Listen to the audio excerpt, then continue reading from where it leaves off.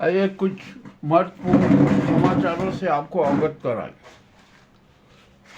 हमारा भारत बड़ी विचित्र स्थिति में है। यहाँ पर राजनीतिक और धार्मिक नाटकों का मंच भी बन गया। हर तरीके से विचित्र विचित्र स्थिति हो रही है। आइए हम आज सबसे पहले उत्तर प्रदेश की बात करते हैं। उत्तर प्रदेश में आदित्यनाथ है, वे बहुत अपने आप को सशक्त बना चुके हैं और ये नाजी गैंग को पसंद नहीं। शाह को तो बिल्कुल ही पसंद नहीं। शाह चाहते हैं कि आदित्यनाथ को इसी वक्त पद से हटा दिया जाए और उन्होंने पहल शुरू कर दी। यूपी भाजपा का अध्यक्ष इसका एक माध्यम बना। केंद्रीय मंत्री पंकज चौधरी को भारतीय जनता पार्टी का यूपी का अध्यक्ष घोषित किया गया। आज उन्होंने फॉर्म भी भर दिया और वो अध्यक्ष हो भी गए, ये भी मान के चलिए। अब यहाँ पर पंकज चौधरी और आदित्यनाथ के बीच में बहुत रस्साकसी है। एक दूसरे के जानी दुश्मन है, उनके आपस में बनती नहीं है। आदित्यनाथ पंकज चौधरी को पसंद नहीं करते और पंकज चौधरी आदित्यनाथ को पसंद नहीं करते। ये तो बड़ी विचित्र बात हो गई है ना। तो आखिरकार अब आदित्यनाथ संकट में तो आ ही गए। दिल्ली उनको पसंद नहीं करती क्योंकि आदित्यनाथ ने तो मोदी को भी चुनौती दे दी है कि अरे प्रधानमंत्री तो मैं हूँ, मैं बनूंगा, आप नहीं रह सकते। और जो अमित शाह को आपने घोषणा की है ना, अपना उत्तराधिकारी घोषित किया कि आदित्यनाथ ने उसका सघन विरोध किया। अब आदित्यनाथ क्या करेंगे, ये उनके सामने धर्म संकट है। उनको पद छोड़ना पड़ेगा या मुख्यमंत्री पद से हटना पड़ेगा। और अब तो मुख्यमंत्री भी बड़ी विचित्र बात हो गई। राजनाथ सिंह के बेटे पंकज सिंह को उप मुख्यमंत्री बनाया जा रहा है उत्तर प्रदेश का। भैया बहुत अच्छी बात है। अब तो सब ये परिवार जो बड़े बड़े नेता हैं ना, उनके बेटे ही मुख्यमंत्री, उप मुख्यमंत्री, महत्वपूर्ण पदों पर, जैसे अमित शाह के बेटे बीसीसीआई के पद पर, ऐसे सब जगह बड़े बड़े पदों पर इन भाजपा नेताओं के पुत्र और उनके परिवार के लोग बैठ जाएंगे। अब बैठे ही रहेंगे वो, कोई दिक्कत नहीं है। ये परिवारवाद नहीं है, ये भाजपा परिवारवाद नहीं मानती है। ये तो एक अधिकार मानती है कि जो बड़े नेता है ना, उनके पुत्र भी राजनीतिक पदों पर रहें, बड़े बड़े पदों पर रहें, ये उनका अधिकार है, ये तो उनका उपहार है। चले ठीक है। अब यहाँ पर आदित्यनाथ गहन संकट में। अब आदित्यनाथ क्या करेंगे? क्या वे नई पार्टी बनाएंगे, अलग पार्टी बनाएंगे, या भाजपा को और कमजोर कर देंगे? अब देखते हैं क्या होता है। यहाँ पर तो बड़ा विचित्र है। अब तो आदित्यनाथ के पहले तो एक ही विरोधी थे, अब 2 और 3 हो गए, और भी विरोधी होते जा रहे हैं। इसका मतलब ये हुआ कि आदित्यनाथ को अपने पद से त्याग पत्र देना पड़ेगा। यह यहाँ की राजनीति है उत्तर प्रदेश की। और जो 3 करोड़ मतदाताओं का खेल हटाने का चल रहा है ना, ये भी एक बड़ा रोचक कांड है। इसमें भी बहुत मजा आएगा। अब तो सुप्रीम कोर्ट भी सख्त हो गया है कि अरे ये एसआईआर के नाम पर आप ये मताधिकार का हनन क्यों कर रहे हो, उसकी हत्या क्यों कर रहे हो जो मताधिकार नागरिकों का मिला हुआ है। अब मामला ठीक है, अब ये 16 को बहुत स्पष्ट होगा कि क्या है क्या नहीं है। और गणेश कुमार तो फंस गए हैं, उनको तो कोई अब बचाना बहुत ही मुश्किल है, अब बचा नहीं सकते। और अब तो उनके खिलाफ महाभियोग चलेगा, तो हो सकता है कि नाजी गैंग है ना, महाभियोग से बचाने हेतु गणेश कुमार की विदाई कर देंगे। भैया वह बैठो, अब इससे ज़्यादा मजाक का पात्र कोई नहीं बनेगा। चलिए ठीक है, ये उत्तर प्रदेश की। अब बिहार में भी बड़ा राजनीतिक उठापटक हो रहा है। निशांत को उप मुख्यमंत्री बनाने की योजना चल रही ताकि क्या नीतीश को हटा दें और नीतीश की जड़ें काट दें। नीतीश अपने पुत्र का विरोध तो करने नहीं पाएंगे, जदयू में बड़ा विरोध होगा, जदयू टूट जाएगी, ये उनकी भविष्य की राजनीति है। किंतु नीतीश कुमार ऐसा नहीं होने देंगे, ये भी तय है। और नीतीश कुमार ने अब तो मोदी सरकार से समर्थन वापस लेने का पत्र भी तैयार कर लिया है, जो राष्ट्रपति को जल्द से जल्द भेज दिया जाएगा। मैं नायडू भी अपना समर्थन वापस लेने का पत्र दे देंगे, यानी मोदी सरकार अल्पमत में आ जाएगी। यानी भारत में राजनीतिक है ना उठा पटक बहुत लंबे समय तक जारी रहेगी, ये भी तय है। अब आ जाइए हम बांग्लादेश पर आते हैं। बांग्लादेश में फरवरी में चुनाव की घोषणा हुई, मगर चुनाव की घोषणा होते से ही वहाँ पर हिंसा हो गई, हिंसा शुरू हो गई। जो आंदोलनकारी थे ना, उनके पार्टी के एक नेता को सरेआम गोली मारकर हत्या कर दी गई, हत्यारे फरार भी हो गए। और अब जो नेता का बड़ा उपचार चल रहा है और हालत बहुत गंभीर बनी हुई है। अभी तो ये शुरुआत है, अब बांग्लादेश में तो इतनी चुनावी हिंसा होगी, इतनी चुनावी हिंसा होगी कि जिसकी हम परिकल्पना भी नहीं कर सकते। चले होगा, अब ये तो राजनीति है, ये राजनीति के पंडे और गुंडे क्या क्या कर सकते हैं ये किसी से छिपा नहीं है। और हमारे यहाँ पर जो धर्म के गुंडे हैं ना, वो भी किसी से कम नहीं है भारत में। वे भी भारत में एक हिंसावादी खूनी गृह युद्ध की तैयारी में जुटे हुए थे। ये भी कोई दिक्कत की बात नहीं है। और बहुत स्पष्ट है कि यहाँ हिंदू मुस्लिम करो, बिना हिंदू मुस्लिम किए हुए राजनीति में सफल नहीं हो सकते। ये सारा काम चल रहा है। अब आइए यहाँ पर अगली बात पे आ जाते हैं।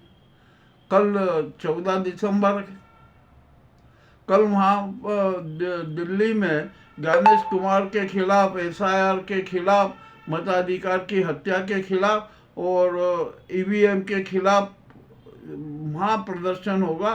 लाखों के लोग, लाखों मतदाता दिल्ली में प्रदर्शन करेंगे भी सही। और सबकी एक ही मांग है कि ईवीएम से जो मतदान होता है उसको बंद कराओ। एसआईआर के नाम पर जो मताधिकार का जो हनन किया जा रहा है, उसकी हत्या की जा रही है, वो बंद करो। एसआईआर में जो बिहार में जो 35 लाख लोगों के जो नाम काट दिए गए, उनके मताधिकार का हनन किया गया, उस पर भी न्याय दिया जाए।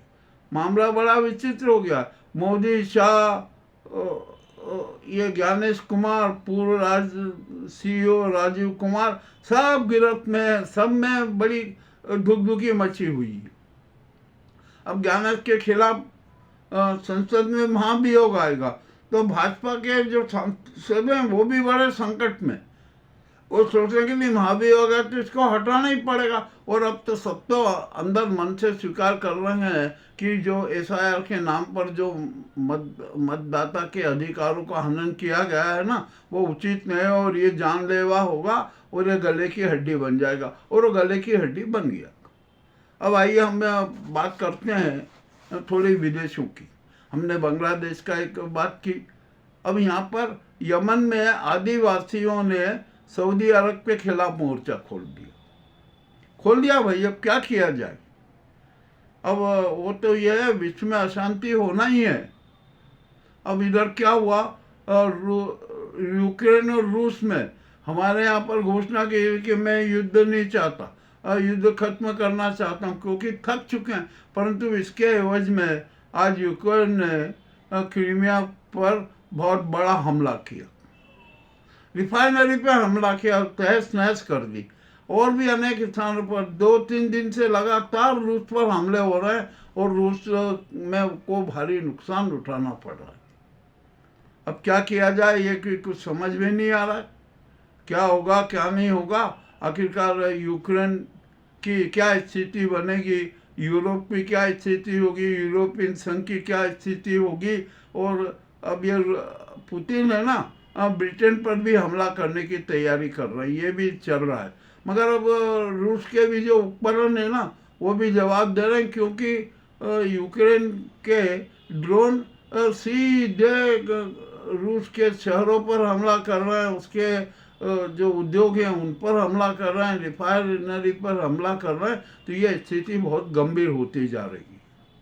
अब झुंझलाहट में, हड़बड़ी में हो सकता है कि पुतिन अब परमाणु बम का हमला कर दे, अब परमाणु शक्ति का उपयोग कर दे। और यदि ऐसा हुआ ना तो अमेरिका चुप बैठेगा नहीं, अमेरिका भी खड़ा होगा। ये नाटो का क्या भविष्य होगा, ये एक बड़ा संकट का मामला बना हुआ है। अब देखते हैं क्या होता है क्या नहीं होगा। अब भारत सहित सारे समूचे विश्व के राष्ट्रों को अब विश्व युद्ध की त्रासदी तो झेलना पड़ेगी, यह तय हो चुका है। अब अमेरिका ने वेनेजुएला पर हमला कर दिया, तो वहाँ पर रूस ने जाकर खड़ा कर दिया कि अरे ये कैसे, वेनेजुएला की तरफ से रूस खड़ा हो गया। यानी यहाँ पर जो एक युद्ध की तैयारी चल रही है ना, वो चल ही रही है। अब यहाँ पर ताइवान को अपने राज्य में मिलाने के लिए, अपने देश में मिलाने के लिए चीन एक टांग पर बैठा है। रोजाना उसकी हवाई क्षेत्र में प्रवेश हो रहा है, ये हो रहा है, युद्ध की तैयारी चल रही है। किसी भी दिन भयंकर युद्ध भड़क सकता है। और ताइवान के साथ अमेरिका खड़ा हुआ है, तो वहाँ पर चीन और अमेरिका के बीच में भी युद्ध होने की संभावना है। इधर कंबोडिया और थाईलैंड में भी युद्ध चल रहा है। आखिरकार सब जगह युद्ध युद्ध युद्ध युद्ध की बात हो रही है, हिंसा की बात हो रही है, शांति की बात कहीं नहीं हो रही है। कोई शांति नहीं चाहता, सब अपना अपना स्वार्थ सिद्ध करना चाहते हैं। अब पाकिस्तान में भी बड़ी विचित्र स्थिति बन गई है। अरे ये मुनीर है ना, ये क्या करेंगे क्या नहीं करेंगे। अब मुनीर को वो इमरान की शायद जेल का परिवर्तन करेंगे, देखते हैं क्या होता है क्या नहीं होता है, उसकी वो आगे की बात है। और अब यहाँ पर तो ये हो गया कि अब जो पठान है ना, मुनीर के पठान समुदाय पूरा मुनीर के खिलाफ है, और पठानों से निपटना मुनीर के बस की बात नहीं है। मामला बड़ा रोचक हो गया। मुझे हमारे एक साथी हैं, उन्होंने एक बहुत अच्छा किस्सा सुना है कि पठान अपने वचन के पक्के होते, वो जो ठान लेते हैं वो करके रहते। तो क्या हुआ कि एक पठान के घर में एक चोर घुसा था, तो उसको मकान मालिक ने उसको पकड़ लिया और उसके हाथ बांध के उसके पैर बांध के, मैं कहा कि मैं जब तक नहीं आऊँ जब तक यहीं रहना। ठीक है, उस पठान, जो चोर भी पठान था, उसने भी हाँ भर ली। अब वो मकान मालिक पुलिस में गया, उनने कहा साहब वो मैंने चोर पकड़ा है, चल के देख लीजिए, मैं उसके पैर बांध के आया हूँ। तो पुलिस बोले उनके हाथ बांध के आना थे ना। तो वो बोला कि नहीं नहीं साहब कोई ज़रूरी नहीं, आप तो मेरे साथ चले, वो वहीं मिलेगा। अब पुलिस में विश्वास नहीं आया, वो उसके साथ गए, वो देखा तो जो जिसके पैर बंधे हुए थे ना, वो वहीं पर बैठा रहा, वो वहाँ से हिला तक नहीं। चाहे हाथ खुले थे, चाहे के खोल के भाग सकते थे, परंतु नहीं, वो पठान था, इसलिए उसने अपना वादा निभाया, अपनी ईमानदारी निभाई। पुलिस को भी आश्चर्य हुआ कि अरे भाई है। तो इसी तरीके से अब जो पठान है ना मुनीर के खिलाफ पूरे मैदान में, तो अब उनसे निपटना बहुत मुश्किल होगा। मामला बड़ा रोचक है। ये मैंने उदाहरण इसलिए दिया है कि आपको थोड़ा सा प्रसंग इसलिए बताया कि पठान है ना अपने वचन के पक्के होते, वे अपने वचन से फिरते नहीं है। जो ठान लेते हैं ना वो करके रहते हैं, और जो वचन दे देते हैं उसको पूरा निभाते हैं। ये मामला भी बड़ा विचित्र सामने आ रहा है। अब कुछ क्या कहें क्या नहीं कहें, कैसे कुछ समझ में नहीं आ रहा है कि विश्व की क्या हालत होगी। और प्रकृति भी स्ट्राइक कर रही है। आप देख लीजिए इजराइल में कितना भयंकर संकट आया, बिजलियां गिरी थोक में, बारिश हुई, सड़कें हो गई, सब सड़कों पे नावें चल रही हैं, बोट चल रहे हैं, गाड़ियां डूब रही है, सब कुछ हो रहा है, तबाही मची हुई है। अब आखिरकार प्रकृति भी हमसे नाराज, और ये हमारी जो महाशक्तियाँ ये आपस में अपने स्वार्थ के लिए लड़ रहे हैं, ये भी